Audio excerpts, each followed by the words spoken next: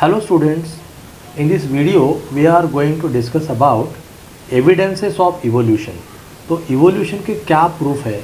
evolution जो theory थी उसको सब लोगों ने एक्सेप्ट किया. क्यों एक्सेप्ट किया? Because that theory it is entirely based on evidences, proofs के ऊपर डिपेंड है.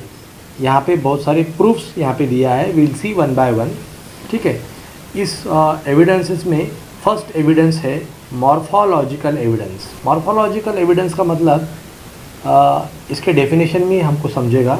मॉर्फो मतलब हैविंग पर्टिकुलर एक्सटर्नल कैरेक्टरिस्टिक्स. ठीक है. देखेंगे हम लोग first point, first aspects of morphological evidence. ठीक है. See here, similarities in the external and visible features are called morphological evidences. कुछ ऑर्गेनिजम्स होते हैं उनके अंदर सिमिलैरिटी होती है, right. Similarities in the external features. External means what? External appearances. कुछ ऑर्गेनिजम्स है, राइट. ये ऑर्गेनिज्म है और ये भी एक ऑर्गेनिज्म है. Both are looking very similar with each other. Then we can say that morphologically both these organisms they are similar. हम लोग ऐसे कह सकते हैं. और ये सिमिलर क्यों है? सिमिलर इसीलिए है क्योंकि इसके अंदर जो जेनेटिक मटेरियल है that is identical with each other. इसका मतलब जब जेनेटिक मटेरियल सेम होगा तो ये एक दूसरे से ये सिमिलर दिख रहे हैं. और इसका मतलब भी ये होता है they might have originated from the single origin. Single origin से पैदा होने के कारण दे आर लुकिंग सिमिलर और दे आर मॉर्फोलॉजिकली सिमिलर. ठीक है. मतलब ये एक ऑर्गेनिज्म है, इसका पेरेंट होगा. ठीक है. पेरेंट से कुछ चेंजेस हो गए, थोड़े ग्रेजुअल चेंजेस हो गए. मतलब these two organisms they were evolved from the parent one, right. parent से ये दो organisms evolve हो चुके हैं. मतलब evolutionary theory ऐसे explain करती है. morphological evidence क्या बताता है? because these two organisms they might have originated from common and same ancestor. ठीक है. ये ancestor same होगा या common होगा दोनों का. ठीक है. So morphological evidence, similarities in the external and visible features. देखो external features जो होते हैं वो visible होते हैं, they are called as morphological evidences. ठीक है. morphological evidence किसके ऊपर डिपेंड है? external features के ऊपर या visible features के ऊपर डिपेंड है. ठीक है. we'll see now the second aspects of morphological evidence. now we'll see here. ठीक है. in animals similarities in the structure such as mouth का होना, nostrils and ear pinning. okay.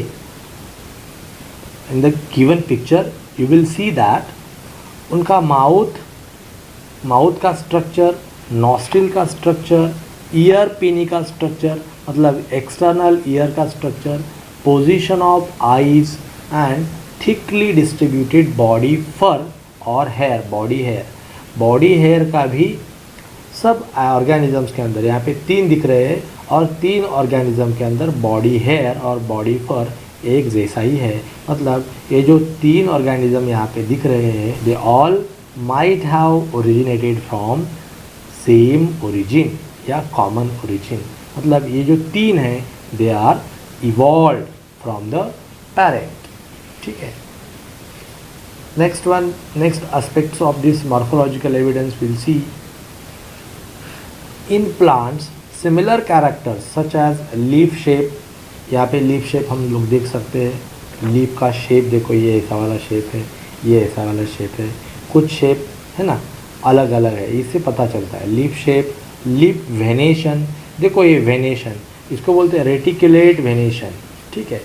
ये रेटिकुलेट वेनेशन है. देखो ये रेटिकुलेट मतलब the venation, all these are the veins and all these veins they are reticulate. reticulate मतलब they form a network here.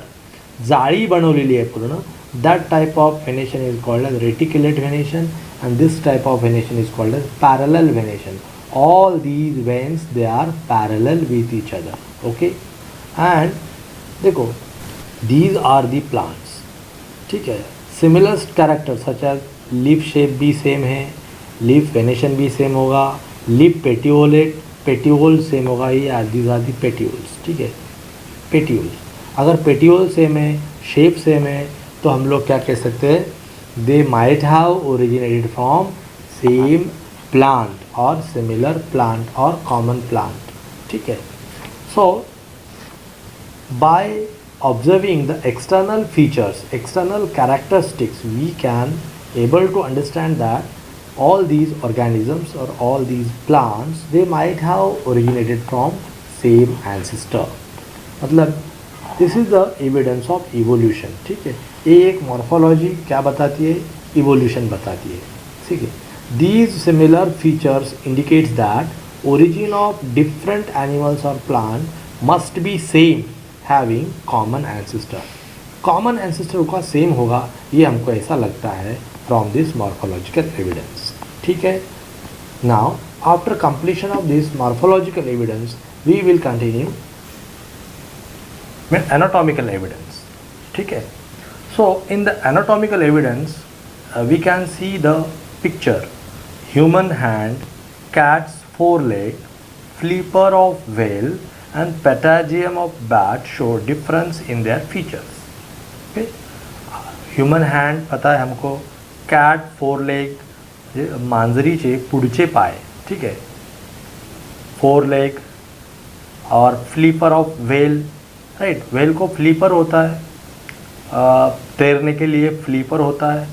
And पैटाजियम of bat, bat को उड़ने के लिए, फ्लाई होने के लिए पैटाजियम होता है, ठीक है.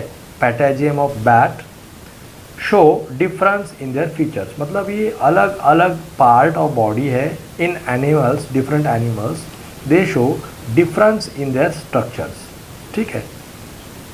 Now these organs also have different uses, ठीक है. ह्यूमन हैंड का यूज़ अलग होता है, कैट्स फोर लेग्स का यूज़ अलग होता है, व्हेल के फ्लीपर का यूज़ अलग होता है. So we can say that these organs also have different uses, अलग अलग यूजेस है. बट इफ़ वी सी और if we observe the structures of bones of all these animals और bony joints in organs of each of these animals, they are showing similarity, right. ये क्या दिख रहा है, मतलब इसका अगर बोन्स देखेंगे, बोन्स का स्ट्रक्चर देखेंगे, बोनी जॉइंट्स का स्ट्रक्चर देखेंगे, तो all these animals they show similar bony joints और similar bony structures.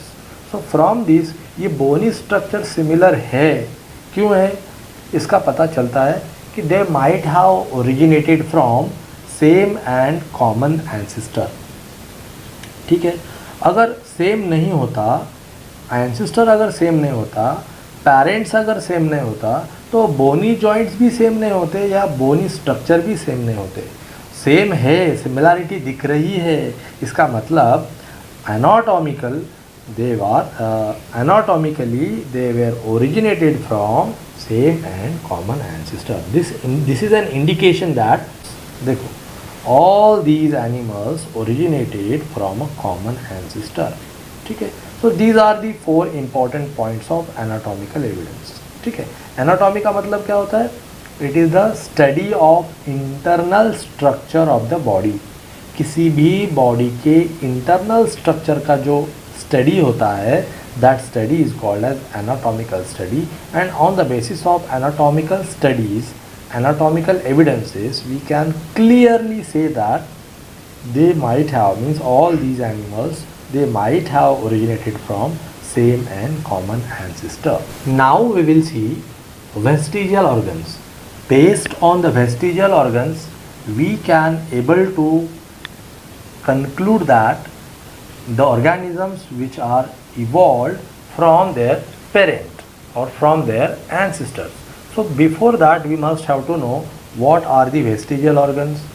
Vestigial organs are those organs which are functional in one organism but non functional in other organism, ठीक है.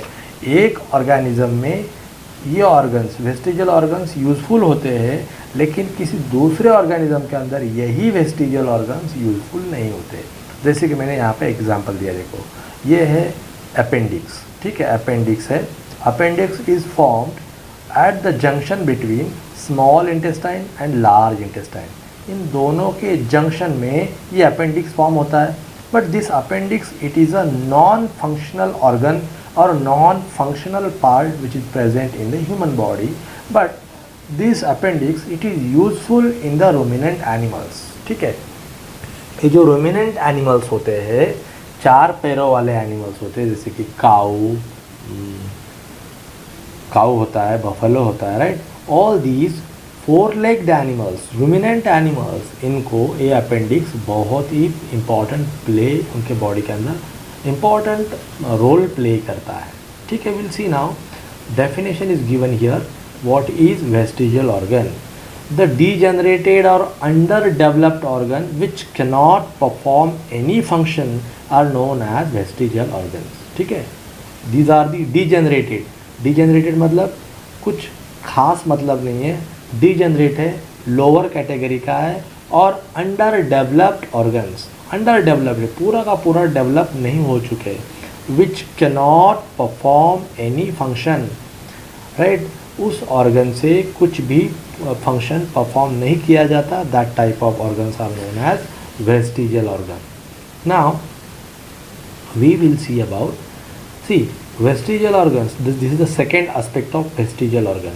Existing organs undergo gradual changes, right. कोई भी अगर organism existing है, कोई भी organ अगर एग्जिस्टिंग है, और एग्जिस्टिंग का मतलब जो अभी है, उसके अंदर धीरे धीरे क्या होने वाला है, ग्रेजुअल चेंज होने वाला है। And during the evolutionary process thus they form a new tissues और organs etcetera, okay. Vestigial organ ही ऐसे ही फॉर्म होते हैं। कैसे फॉर्म होते हैं? Due to the gradual change during the evolutionary process, okay. Gradual change होने से ये न्यू टिश्यूज़ और न्यू ऑर्गन्स फॉर्म होते हैं। फॉर एग्ज़ाम्पल मैंने यहाँ पे एग्ज़ाम्पल दिया, देखो एप्स थे पहले के ज़माने में एप्स थे या मंकीज़ थे। फ्रॉम द एप्स और मंकीज़ धीरे धीरे चेंज होते गया, and now we are become human being, okay. So new tissues, new organs are form. हमारे पास पहले टेल था, अभी टेल नहीं है, मतलब new tissues, new organs, new organism is developed, okay. So this is what vestigial organs. अभी हमारे पास क्या है in this case, from the ape to human, इनमें जो ट्रांसफॉर्मेशन हो चुका है, उस ट्रांसफॉर्मेशन में हमारे पास अभी क्या है, टेल, ठीक है, मंकी टेल बोलते हैं। हमारे पास क्या है, मंकी टेल। उसका दूसरा नाम भी क्या है, कॉकिक्स बोलते हैं, coccyx, COCCYX, coccyx means what, monkey tail, ठीक है। सो ये जो कॉकिक्स है, this is a vestigial organ, it is non functional part in the human body, clear है। Now next one, next aspects of this vestigial organ. Under certain environmental condition such changes are necessary. However, some structures becomes useless in newly changed conditions, ठीक है। मतलब environmental conditions में ये changes होना ज़रूरी है, लेकिन ऐसे जब चेंजेस होते रहते, कुछ पार्ट्स यूजलेस बन जाते हैं in the new conditions, newly change conditions. जो पुराने स्ट्रक्चर्स थे, वो पुराने स्ट्रक्चर्स यूजलेस हो जाते हैं। जैसे कि मैंने यहाँ पे बोला था, कॉकिक्स बोला था, ठीक है। पहले के ज़माने में जब हम लोग मंकी थे, हमारे एंसेस्टर्स मंकीज़ थे, एप्स थे, उनके ज़माने में उनके एनवायरमेंटल कंडीशन वैसी थी, तब टेल बोन का यूज़ होता था। But now due to the gradual changes, our structure, our functions, it is entirely changed, and during this change some parts it is become now useless, and the one of the part is coccyx, that is tail, okay. So this is the third aspects of vestigial organ. Now we will see about fourth aspects, या fourth point. Due to the natural selection such structures undergo degeneration. जिसका nature ने selection किया है, ऐसे organisms को organisms का जो पहले वाले स्ट्रक्चर्स है वो डीजेनरेट होते रहते हैं after very long time span, they vanish. ये जो स्ट्रक्चर्स है वहाँ पे, जैसे कि कॉकिक्स है, टेल था अपने पास, ठीक है, ये टेल डीजेनरेट होते होते होते होते after very long time span this tail it is now vanished, ठीक है। मतलब वेस्टिजियल ऑर्गन्स ये धीरे धीरे वैनिश होते रहते हैं। वैनिश होना मतलब नष्ट हो जाना, डीजेनरेट हो जाना, ठीक है, धीरे धीरे होते लेकिन। So this was the fourth aspects of this vestigial organ. Okay, now the fifth point और fifth aspects of this vestigial organ is appendix. मैंने पहले ही बोला था appendix may be useful for grazing animals. Grazing animals मतलब जो grass को खाने वाले हैं, that is why it is called grazing animals. और ruminant animals which are herbivorous. Herbivorous मतलब हर्ब के ऊपर उनका लाइफ डिपेंड होता है, ठीक है। But it is vestigial in man, right. Human being के अंदर, मैन के अंदर ये वेस्टिजियल है and it is not useful in human being. So this is the fifth aspects of the vestigial organ. And the last aspects, and these are the various examples of vestigial organs I have given here, ठीक है। So what are the vestigial organs? This is the sixth point. Other vestigial organs in human being or in human body are tailbone, coccyx, muscles of ear pinna, मतलब external year, हाथी का पीना होता है ना, हाथी का एक्सटर्नल ईयर होता है, ये हिलते हुए रहता है, right. So muscles of ear pen, that is also not useful. Wisdom teeth, we call in Marathi as अक्कल दाढ़ा, and body hairs, हमारे बॉडी के ऊपर जो हेयर्स होते हैं या किसी भी बॉडी के ऊपर जो हेयर्स होते हैं, they are also in some animals it is not functional, but in some animals it is useful. So that is why all these examples they are said to be vestigial organs. So these are the three evidences, we can say that vestigial organ ये भी एक evidence है, morphological evidence we have studied, along with that anatomical evidences also we have studied that. So from all these evidences we can say that all these organisms they might have originated from same and common ancestor, okay, same and common ancestor. Okay, so next part we will continue in the next video.